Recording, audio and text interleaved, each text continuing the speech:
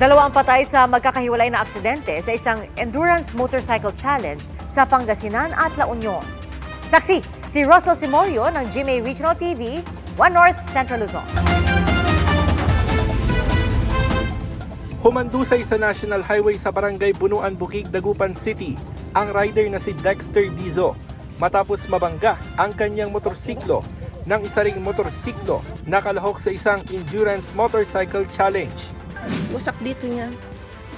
Makikita mo yung buto niya. Inaano pa ng balsamador. Inaayos kaya naka-step po. Nadami rin sa disgrasya ang isa pang kalahok sa kompetisyon. Humingi po sila ng sorry kasi nga wala naman talagang may gusto sa nangyari, di po ba?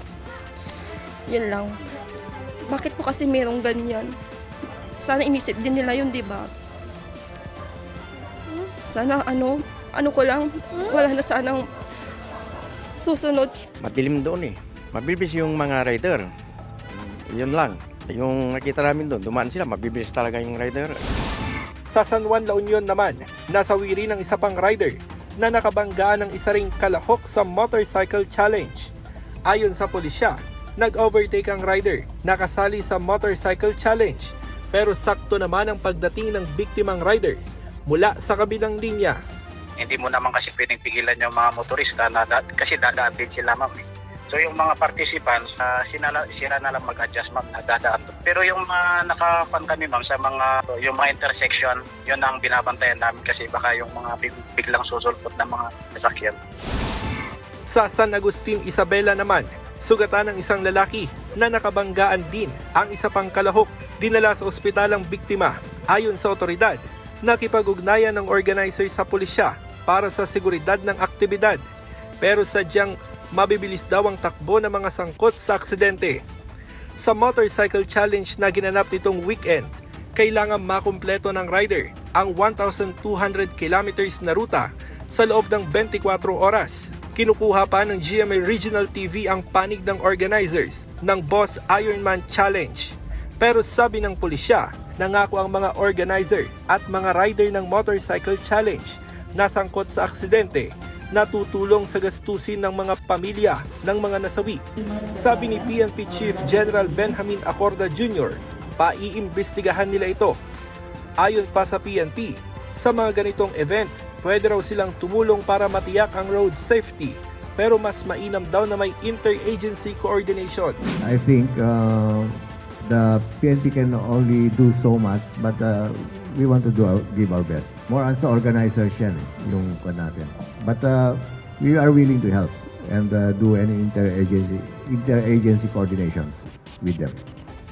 Para sa GMA Integrated News, ako si Russell Simorio ng GMA Regional TV 1 North Central Luzon, ang inyong saksi. Nahack ang official Facebook page ng Philippine Coast Guard.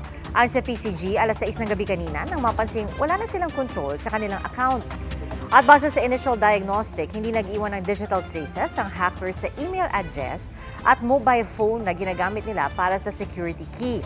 Hanggang ngayon, hindi pa nare-recover ng PCG ang kanilang Facebook page. Pero ayon kay PCG spokesperson Rear Admiral Armand Balilo, sa panayam sa kanya ng Super Radio DCWB, nakipag-ugnay na sila sa Facebook mismo. Wala rin daw na kompromisong dokumento dahil dito. Mahigit kalahating milyong pasahero ang makasasakay sa Metro Manila Subway kapag natapos ang proyekto sa 2029. At kanina, sinilip po ng ilang matataas na opisyal ang paghuhukay para rito. Saksi si Joseph Moro.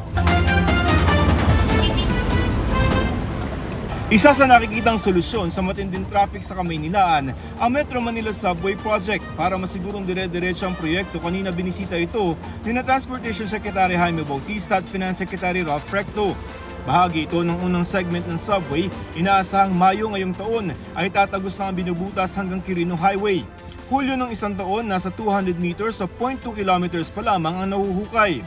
Nasa lampas kalahating kilometro na ang nabubutas dito sa Metro Manila Subway at ayon sa Department of Transportation, taong 2029 ito magiging operational. Pero titingnan daw ng ahensya kung kaya yung partial operability sa taong 2028 mula Valenzuela hanggang Ortigas. We'll need to look at the ridership Kahit malalim na ay may ventilasyon naman sa loob. So medyo malamig dito, so ibig sabihin, pagka operational to, ganito yung magiging sistema ng aircon. Yes, sir. Para aircon.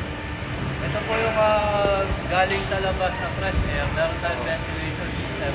Napasok dito sa loob. Kapag natapos na ang proyekto sa taong 2029, inaasahang lampas kalahating milyong katao ang gagamit ito araw-araw mula sa Valenzuela hanggang sa pinakadulong istasyon nito sa Bicutan.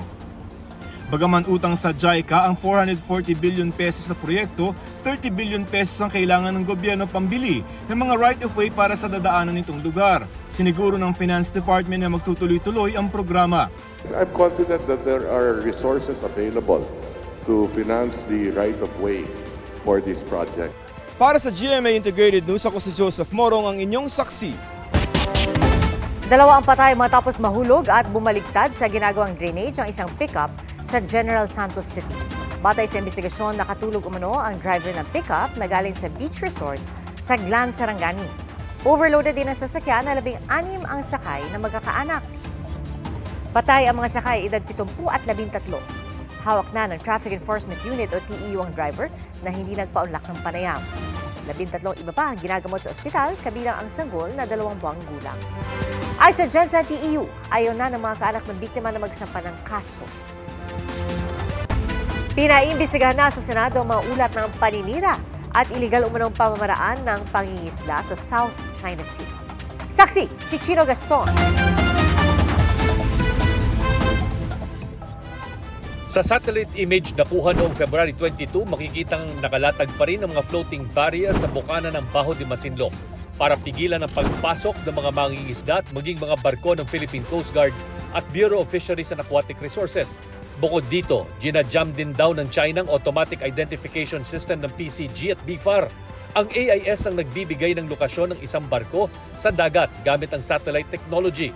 Kasama ito sa mga international regulations sa ligtas na paglalayag. They can be able to jam our AIS transmission signal. The reason why they're doing this is for them to support their narrative that every time na nandun tayo, sinasabi nilang they were successful in driving us away. Dahil sa ulat ng malawakang pagsira umano ng China at Vietnam ng mga bahura sa buong South China Sea, inihain ni Senador Francis Tolentino ang resolusyong paimbestigahan ang mapanira at ilegal na pamamaraan ng pangingisda. Nakakaalarma na itong 21,000 acres of coral reefs din na sinira, pero itong use of cyanide, mas mabigat po ito kasi I now consider this as environmental terrorism. Destruction of our marine resources through the use of cyanide. Nilinaw naman ng Bureau of Fisheries and Aquatic Resources ng impormasyong gumagamit ng cyanide ng China sa Baho de Masinloc ay galing mismo sa mga Pilipinong mangingisda roon. Sa mga susunod na linggo, magsasagawa ng masinsinang pag-aaral ang BFAR at mga marine scientists. Kaya nga po kailangan magkaroon ng further assessment, no? Para makita natin ano ba talaga yung naging cause nung kasiraan na nakita doon sa lugar. Ito ba ay cyanide nga? Anong ibang destructive fishing method ang ginamit para magresulta ito doon sa pagkasira ng mga bahura doon sa lugar? Sa isang panayam, sinabi ng tagapagsalita ng Chinese Embassy na walang basihan at pawang imbento lamang ang mga paratang ng paggamit umano ng Chinese fishermen ng cyanide sa Baho de Masinloc. Kaugnay naman sa paglalagay ng barrier sa Baho de Masinloc, muling iginiit ng Chinese Foreign Ministry na teritoryo nila ito kahit bahagi ito ng ating exclusive economic zone. Wala pa ring pahayag ang embahada ng Vietnam sa ngayon. Para sa GMA Integrated News, Chino Gaston ang inyong saksi. Ganap ng batas ang panukala para makatanggap ng 10,000 pisong cash gift ng mga senior citizen na edad 80 pataas. Bate po yan sa pag-amyenda sa Centenarian Act na pinirmahan ni Pangulong Bongbong Marcos kanina. Ang mga senior citizen na umaabot sa edad na 80 makatatanggap ng 10,000 piso. Makatatanggap muli sila ng 10,000 piso pagtungtong ng edad na 85, 70 at 75. At pagsapit sa edad na 100, matatanggap naman nila ang 100,000 piso. 2.2 billion pesos ang ilalaang pondo para rito sa 2025. Kailangan lamang magparehistro sa Office of Senior Citizen Affairs ng inyong lokal na pamahalaan.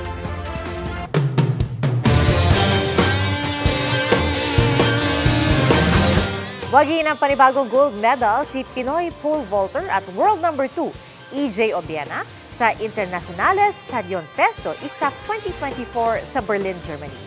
Yan ay matapos niyang maklear ang 5.93 meters sa loob ng 2 attempts. Bago national at Asian record ito sa indoor pole vault. Itong nakaraang linggo lang, nakakuha rin ng ginto sa Croatia si Obiena. Nakatanda ring lumahok si Obiena sa World Indoor Championship sa Glasgow, Scotland sa March 3. Isa rin siya sa mga siguradong sasabak sa 2024 Paris Olympics. Mga kapuso, sama-sama tayong maging saksi. Mag-subscribe sa GMA Integrated News sa YouTube at para sa mga kapuso abroad, samahan niyo kami sa GMA Pinoy TV at sa www.gmanews.tv.